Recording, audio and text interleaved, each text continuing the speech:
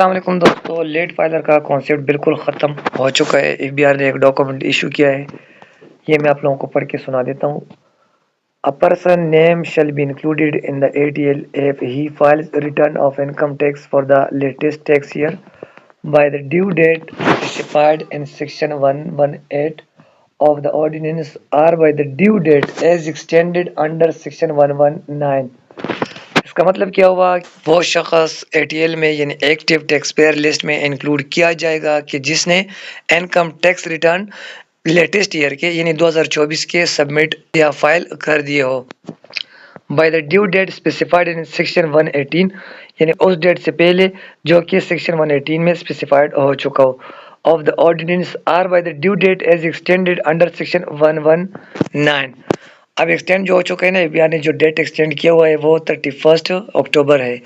तो इसका मतलब ये हुआ कि अगर आप लोगों ने अपने इनकम टैक्स रिटर्न पहले जो है ना, ये डेट 30 सितंबर था। अगर 30 सितंबर तक आप लोगों ने अपने इनकम टैक्स रिटर्न 2024 के फाइल कर दिए तो आप लोगों का नेम ATL यानी एक्टिव टैक्स पेयर लिस्ट में इंक्लूड किया जाएगा, या by the due date as extended under section 119, या वो डेट जो कि 31 अक्टूबर बनता है यानी एक्सटेंडेड डेट हो। अगर 31 अक्टूबर से पहले आप लोगों ने अपना 2024 का जो इनकम टैक्स रिटर्न है वो फाइल कर चुके हो तो आप लोगों का name ATL active taxpayer list में इंक्लूड किया जाएगा। तो अब मैं आप लोगों को एक टैक्स पेयर का जो है ना ऑनलाइन बताता हूँ स्टेटस कि क्या अगस्त में उसका क्या स्टेटस था, सितंबर में फिर क्या बना और अक्टूबर में उसका अब स्टेटस क्या है। मैं आप लोगों को आयरस पोर्टल पे जाके ऑनलाइन दिखाता हूँ एक कस्टमर का डेटा,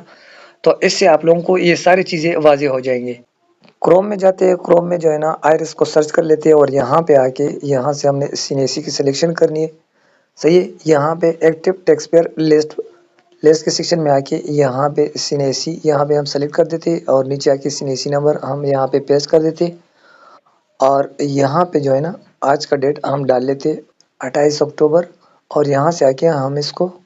ओके कर देते और नीचे आके कैप्चा को हम एंटर कर देते 164358 और वेरीफाई के ऊपर यहाँ से क्लिक कर देते हैं। तो यहाँ पे दोस्तों आप लोग देख सकते हो फाइलिंग स्टेटस बिल्कुल एक्टिव है। अब इसी दोस्त का जो है ना हम अगस्त में इसका स्टेटस हम चेक कर लेते हैं, अगस्त में इसका स्टेटस हम चेक कर लेते हैं तो यहाँ से हमें सिनारियो वाज़ेह हो जाएगा और नीचे आके कैप्चा हम डाल लेते 268080 और वेरीफाई के ऊपर क्लिक करना है। तो यहाँ पे आप लोग देख सकते हो दोस्तों, यहाँ पे जो है ना इनएक्टिव आ रहा है, फाइलिंग स्टेटस इनएक्टिव, यानी 1 अगस्त में इसका फाइलिंग स्टेटस इनएक्टिव आ रहा है। अब हमने क्या करना है, अब हमने दोबारा इसको सर्च करना है लेकिन सितंबर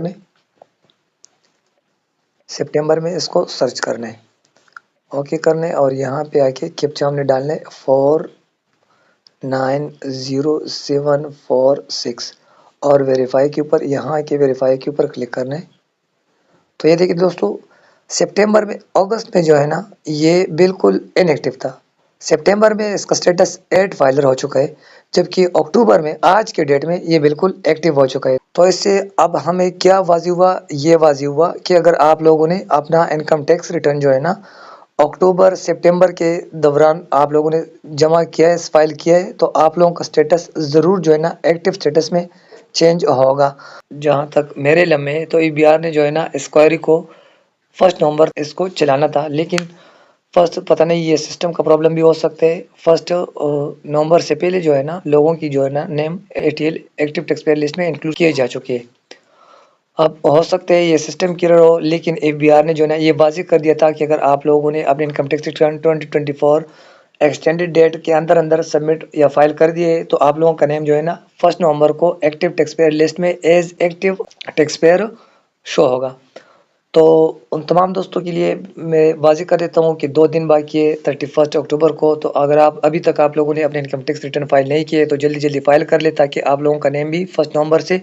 एक्टिव टैक्स पेयर लिस्ट में as active taxpayer, not late filer, as active taxpayer उसमें इंक्लूड हो सके। तो लेट फाइलर का जो इशू था वो बिल्कुल ख़त्म हो चुका है। तो आप लोगों ने जो है ना 2 दिन के अंदर यानी 31 अक्टूबर तक आप लोगों ने अपनी इनकम टैक्स रिटर्न 2024 की जल्दी सबमिट करने हैं।